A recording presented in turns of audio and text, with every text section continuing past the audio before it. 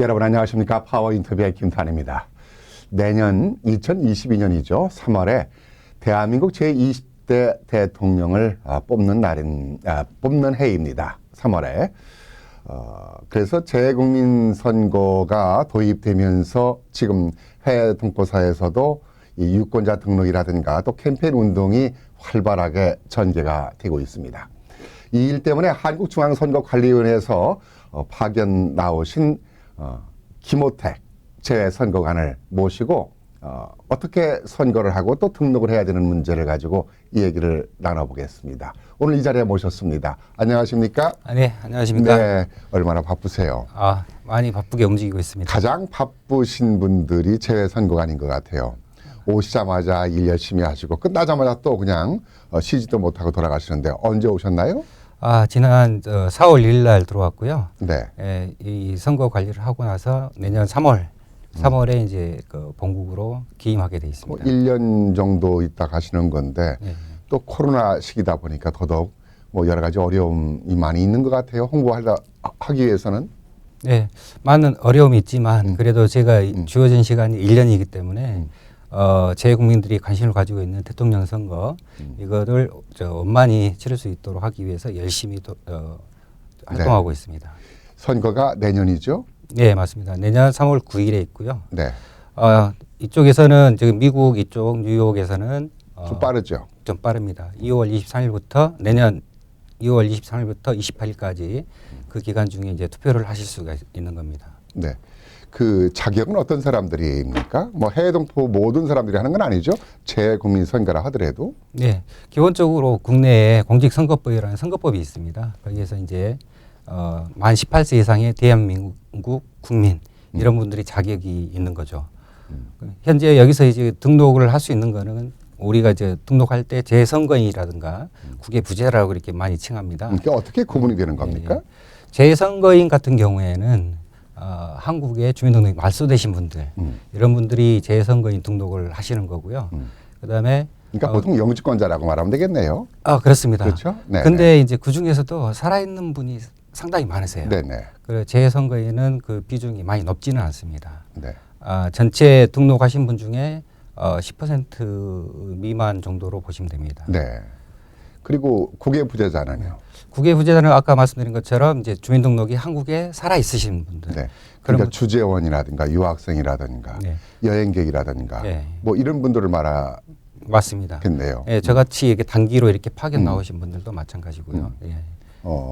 그런 분들은 이제 국외 부재자, 재선거인 이렇게 나눠지게 되는데 이분들이 선거를 이제 하게 되면은 어디서 하게 되죠? 선거를 하게 되면 옛날에는 그 영사관 공관에서만 했었는데. 네, 예. 지금은 예전하고 달리 투표소 세 곳에서 하실 수가 있습니다. 공관하고 이제 추가 투표소라고 이렇게 칭하는데요. 한 두 개에서 더 둘 수 있거든요. 옛날에 플러싱에서 하나 했죠. 예. 그쵸? 그래서 이제 그 플러싱 그다음에 뉴저지에서 이렇게 총 세 그러면 군데서 인원수에 따라서 이게 배정이 되다 보니까 뭐 무제한으로 늘릴 수가 없잖아요. 네, 여러 가지 보안 문제도 있고 또 그 제도의 문제도 있고. 필라델피아는 어떻게 되나요? 필라델피아는 지금 현재 필라델피아 출장소가 이렇게 생김으로써 선거에 관해서는 필라델피아 출장소에서 관할하도록 되어 있습니다. 그래서 이제 뉴욕 총영사관에서는 뉴저지주, 뉴욕, 그다음에 커네티컷 이 세 개 주를 관할하고 있습니다. 참 잘 됐네요. 옛날에는 그 투표 장소가 세 곳으로만 규정되다 보니까 인원수에 따라서 필라를 하느냐, 뉴저지를 하느냐, 플러싱을 없애느냐, 뉴욕으로 같이 하느냐, 뭐 여러 가지의 그 혼선이 많았습니다만은 필라 출장소가 생기면서 거기는 뭐 고민을 하지 않아도 될 것 같고. 그러니까 뉴욕과 플러싱, 뉴저지 이렇게 나눠지다 보니까 한인들이 밀집해 사는 지역은 거의 커버하기 때문에 투표 장소에는 큰 동포들이 투표하는데 어려움이 없겠다는 생각이 드네요. 네, 맞습니다. 과거에는 그 투표소에 대한 접근성이 떨어지다 보니까 그렇죠. 투표율에도 영향을 미치긴 했었거든요. 근데 이번에 자연스럽게 투표소 하나가 느는 효과를 가져왔거든요. 그래서 한인 밀집 지역인 맨하탄이라든가 그 퀸즈, 플러싱에 있는 그런 쪽이 이제 그 투표소를 둘 수 있게 돼가지고 접근성이 좀 더 좋아졌다 이렇게 말씀드릴 수 있겠습니다. 등록도 공관에 가서 해야 되고 투표도 공관에서 가야 되고 맨하탄 한번 가려면은 경비도 경비지만 여러 가지 시간, 네. 여러 가지 번거로움이 참 많았었는데 일단은 투표 장소가 많이 뉴욕과 프러싱, 뉴저지 이렇게 또 분산이 되고 유권자 등록은 이제 옛날에는 공관에 가서 했습니다만은 지난번부터는 전자 메일로다가 등록을 할 수가 있게 됐죠. 네, 지금 그게 어떻게 됩니까? 설명 좀 해주시죠. 예, 예. 그 유권자 등록 같은 경우에는 할 수 있는 방법이 여러 가지가 있어요. 사실 인터넷으로 하는 방법이 있고요. 그다음에 그 공간에 방문하셔서 접수하는 방법이 있고, 그다음에 저희가 순회 접수를 하고 있습니다. 일정을 짜서 그때 오셔서 접수하실 아하. 수 있습니다. 순회 접수는 어디서 합니까? 순회 접수는 저희가 이제 공간 홈페이지에 공개를 해 두었는데요. 아 그래요. 예, 예. 이번 주는 어디서 한다. 네, 그래서 예. 어느 마트에서 예, 한다. 예, 예. 어느 뭐 장소에서. 네. 지금 순회 접수 같은 경우에는 한인들이 많이 왕래하는 한인 마트라든가 그다음에 그 종교 시설 같은데 주말에 이렇게 하고 있습니다. 그러니까 공간의 웹사이트 들어가면은 우편으로도 할 수 있고 웹사이트로도 할 수 있고 네. 이게요. 예, 예. 또 현장 순회 방문에서도 접수할 수 있고. 예, 예. 어쨌든 간에 우리가 투표를 하려면은 유권자 등록을 해야 되잖아요. 네, 맞습니다. 하기 때문에 그때 가서 늦으면 안 되는데 네. 이 기간이 지난 10월부터 시작을 했죠. 예, 지난 10월 10일부터 시작을 10일부터 했고요. 예. 이게 내년 1월 8일까지입니다. 8일까지. 예, 예. 그러니까 앞으로 기간은 있지만은 예. 기간이 넉넉하다고 생각하지 마시고 좀 빨리 서둘러서 예. 유권자 등록을 좀 했으면 좋겠어요. 현재 지금 등록을 받고 있는 게 어느 정도가 되나요? 제가 나오기 전에 이렇게 확인을 해봤는데요. 네. 현재까지 한 1,900여 명 됩니다. 이게 수시로 수치가 바뀌기 때문에 네. 예. 계속 뭐 업그레이드가 되겠죠. 예, 예. 그러니까 뉴욕, 뉴저지, 뭐 필라 이렇게 좀 구분이 되면 어느 정도 됩니까? 일단 1,900명 정도 중에 예. 예, 지금 필라델피아 출장소에 접수한 게 160여 건 되고요. 그 네. 외가 이제 우리 뉴욕 공간에서 관할하는 유권자들입니다. 그러니까 뉴욕 공간에서요. 예, 예. 이게 커네디컷, 뉴욕, 뉴욕, 뉴저지, 뉴저지. 필라델피아, 델라웨어 네, 이렇게 되나요? 네, 그게 맞습니다. 네네. 커네디컷이 투표수가 빠져서 좀 아쉬움이 좀 있긴 있어요. 그럴 수 그 있습니다. 얘기가 좀 다시 뭐 이렇게 반복돼서 되는 얘기 같습니다만은 다음 선거에서는 아마 커네디컷 한인 동포들이 많이 서운해할 텐데 그쪽에도 좀 투표소를 좀 설치하는 문제를 검토해달라고 해주십시오.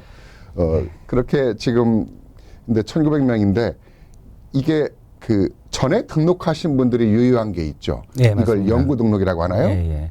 아까 그 재선거인 말씀드릴 때 이거 설명을 제가 못 드렸는데요. 네. 원래 재선거인이신 분들, 그러니까 주민등록이 말소되신 분들은 한번 등재를 하게 되면 명부에 영구히 등재되도록 돼 있습니다. 네. 그래서 이제 그렇게 해서 등재되어 있는 분들이 1,725명입니다. 네. 예. 그러면 전체적으로 약 지금 지금 새로 신규로 등록하신 분이 한 1,900분, 네. 또 전에 있었던 분은 한 1,700명. 예, 예. 그러면 약 4,000명 가까이 되네요. 예, 그렇습니다. 그러면 앞으로 몇 명 정도가 더 좀 등록할 것으로 예상을 하세요? 그거는 이제 그 관심 우리 여기에 계시는 제 국민들의 관심에 따라 달라질 거라고 생각하는데요. 네. 제 같은 경우에는 한 15,000명까지도 이렇게 생각해 볼 수 있지 않을까 이렇게 생각합니다. 15,000명. 근데 실제로 제 목표이기도 하고요. 네. 근데 그게 쉽지는 않을 수도 있습니다. 처음에 대선할 때가 대단히 많았잖아요. 예, 예. 몇 명 정도가 됐었죠 그때 당시? 그때 2012년도 2012년가 처음 재선거가 실시됐던 거죠? 그때 11,000명 정도 이렇게 유권자 등록을 하셨고요. 네. 예. 그때에 비해서 여러 가지 홍보도 많이 이루어지고 있기 때문에 충분히 가능하지 않을까. 예, 예. 근데 유권자가 전체적으로 어느 정도 추산하세요? 할 수 있는 분이 이 뉴욕 공간 에리어에. 우리 뉴욕 공간에 그 유권자라고 추정되는 분들은 13만 6천 명 정도로 추정하고 있습니다. 13만 6천이요. 예. 15,000명이 등록해도 10% 조금 넘는다는 것인데 예. 실질적으로 등록을 뭐 최하 50% 이상은 해야 되지 않겠는가. 예. 그렇게 됐으면 진짜 좋겠습니다. 네. 그렇게 해서 유권자 등록을 한 사람들이 99% 재외동포 재국민 선거에 좀 참여를 해야 되지 않나 하는 예. 그런 아쉬움이 있어요. 예, 예. 뭐 한 수에 배부르진 않지만은 예. 조금씩 나아지고는 있죠. 예. 음. 그렇습니다. 이런 부분들이 이렇게 이루어지고 그러는데 우리 투표 제도에 대한 문제가 이제 결국은 나와요. 예, 그렇습니다. 우편 투표. 예. 이게 등록을 하는 데는 조금 전에 말씀하신 대로 전자메일, 그러니까 이메일로도 할 수 있고 우편으로도 할 수 있고 순회 또 접수도 할 수 있어서 편리하게 이제 좋아졌는데 네. 정작 마지막에 중요한 투표에 참여하기 위해서는 뭐 플러시라든가 뉴욕, 뉴저지에 또 필라에 투표 장소가 있다 하더라도 그 많은 미국이라는 그 여러 가지 여건상 또 해외 동포 사회의 특수성을 감안할 때 밀집에 사는 지역에 있는 분들은 괜찮지만 멀리 사신 분들은 뭐 비행기까지 타고 또 상당한 그렇죠. 시간을 또 가야 되는 문제가 있기 때문에 우편 투표 제도를 도입을 해야 된다라는 생각을 지금 주장을 하는 분들이 많아요. 네. 예, 사실 제가 이제 유권자 등록을 위해서 많은 홍보 활동을 하고 있는데요. 그런 말씀을 해주신 분들이 상당히 많습니다. 근데 이제 이런 부분을 제가 이렇게 직접 말씀드리기는 좀 약간 조심스러운 부분이 있습니다. 왜냐하면 이게 국회 입법이 필요한 부분이기 때문에요. 사실 그렇게 되면 사실 유권자 등록부터 시작해서 투표 참여율까지도 상당한 높이 나올 수 있는 영향을 미칠 수 있는 그런 조건이 될 겁니다. 근데 그 뭐 우리 중앙선거 관련해서 나오신 우리 김호택 제 선거관이 그것을 뭐 답을 줄 수 있는 부분은 아니지만은 이제 건의는 하시겠지만은 본국에 돌아가시면은 우편 투표 제도가 이루어지지 않는 이유는 뭐예요? 그 재외동포들이 그렇게 바라고 있는데도 그것도 마찬가지입니다. 제가 이제 도입되지 않는 이유를 말씀드리는 거는 사실 저희 중앙선거관리위원회나 아니면 공간의 영사로서 들 수 있는 답변은 좀 쉽지 않은 부분인 것 같고요. 네. 사실 객관적으로라든가 아니면은 네. 우리 개인적인 의견을 말씀하시긴 힘드신가요? 일단은 이 선거라는 게 네. 게임의 선거법이라는 게 게임의 룰을 정하는 부분인데 그게 이제 그 게임의 룰을 정하는 거는 국회이고 국회 내에는 정치, 네. 정당, 여당, 야당이 있습니다. 어떤 근데 셈법이 있겠죠? 그렇죠. 근데 이제 그 룰을 정할 때는 모두가 합치되는 의견이 합치돼서 이렇게 정해져야 되는데 그런 부분에 있어서 합치가 잘 안 되는 부분이 있는 걸로 그렇게 이해하고 있습니다. 우리 이제 김호택 선거관께서는 아무래도 공무원이신 분이시다 보니까 이 부분에 대한 개인적인 의견을 속으로는 가지고 계셔도 말씀을 이제 못 하시는 것 같은데 제가 얘기하면은 정치적으로 너무 셈법이 때문에 그런 것이 아닌가. 그래서 거기에 피해를 보고 있는 것은 우리 재외동포들이 아닌가라는 생각이 들어서 정치권이 이거 조금 너무 이게 지금 10년 동안 이러고 있는데 네. 뭐 어제 오늘도 아니고 그 자기들이 뭐 통과한다 하는 그 쉽게 말하면은 그 좀 이렇게 입에 발린 소리를 계속 하다 보니까 동포들이 많이 화가 났다고 좀 전해주세요. 일단 저희가 이렇게 활동하면서 이렇게 제 국민들이 해주신 말씀을 항상 전달을 하고 있습니다.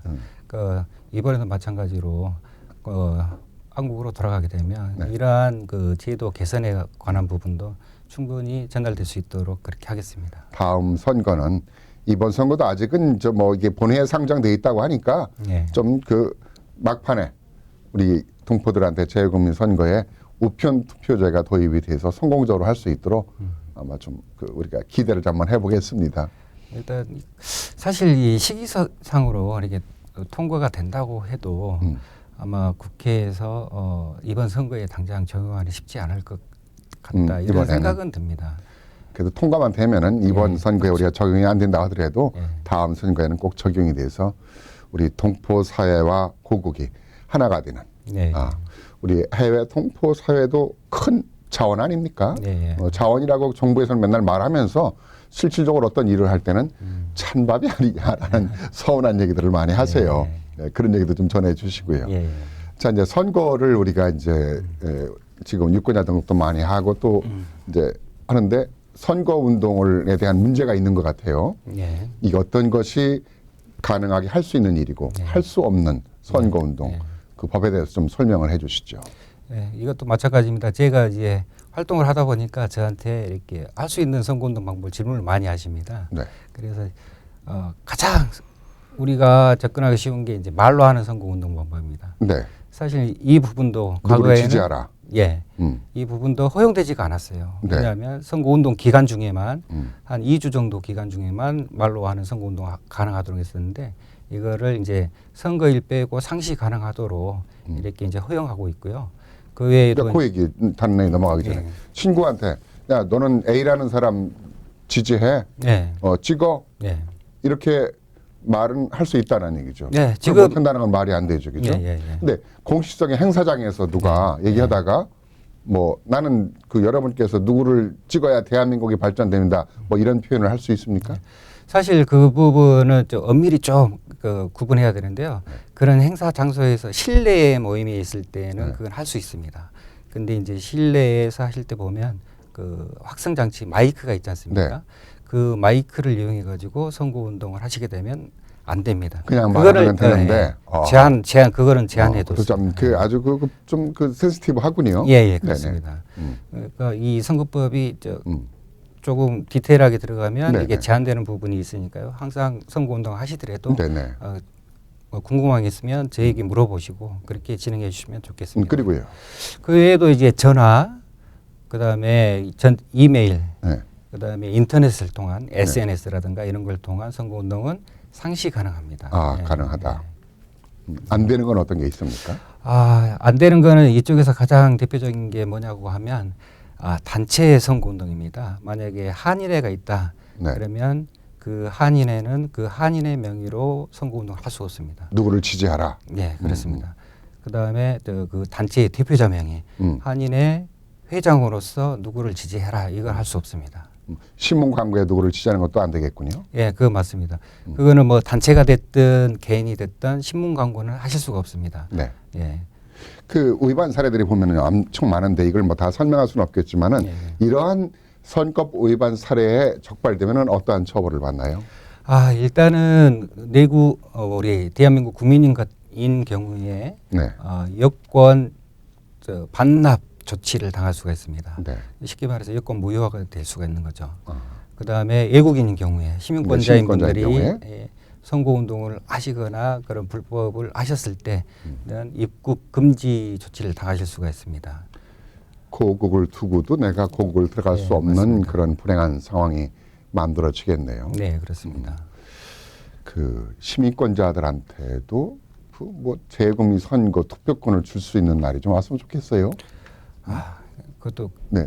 많은 우리 제 동포들이 선거에 참여하시면 좋습니다. 네. 그러나 그 부분도 조금 민감한 부분이고 그건 국제적인 문제고 예. 좀 더 앞으로 많이 검토해도 볼 문제겠지만은 그 나라와 나라 간의 문제가 네. 될 수 있는 부분도 있고요.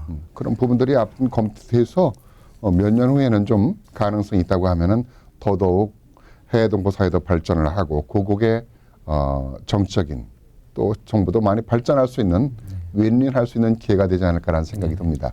그거는 제가 그냥 갑작스러운 생각을 한번 해본 거고요. 네. 이제 뭐 시간이 벌써 많이 갔는데 끝으로 정리 좀 해주시죠. 이 선거에 대한 마무리를 좀. 네. 일단은 가장 중요한 게 그겁니다. 내년 3월 9일에 대통령 선거가 있지만 한국에서 네. 이쪽에 계시는 제 국민들이 투표를 참여하시려고 하면 먼저 유권자 등록을 해 주셔야 되거든요. 내년 1월 8일까지요. 그렇죠. 그게 전제 조건입니다. 여기서 투표할 수 있는. 음. 그래서 이제 제가 많이 열심히 활동을 하고 있지만 우리 제 국민들이 관심을 가지고 있는 것만큼 충분히 등록을 해 주셨으면 좋겠다. 이런 말씀을 드리고 싶고요. 네. 마지막으로 선거 운동 부분에서 제가 놓친 부분이 있는데 네. 시민권자이신 분들은 선거 운동을 하실 수가 없으니까 그거를 좀 조심해 주셨으면 좋겠고요. 네. 그러니까 선거 운동을 하다가 위반이 되면은 아까 말씀드린 대로 고국을 방문하는 어려움이 생긴다. 방문하지 못하는 이제 이런 처벌을 받는다는 말씀을 이제 해주셨습니다. 이 20대 대한민국 대통령 선거가 성공적으로 재외국민 선거가 성공적으로 좀 이루어지도록 더 많은 수고를 부탁드리겠습니다. 네. 네. 열심히 하겠습니다. 고맙습니다. 네, 감사합니다. 네. 네. 한국 20대 대통령 선거를 위해서 재외국민 선거가 있는데요. 한국중앙선거관리위원회 김호택 재선거관과 함께 선거에 대한 얘기 나눴습니다. 이 시간 순서를 마치겠습니다. 안녕히 계십시오.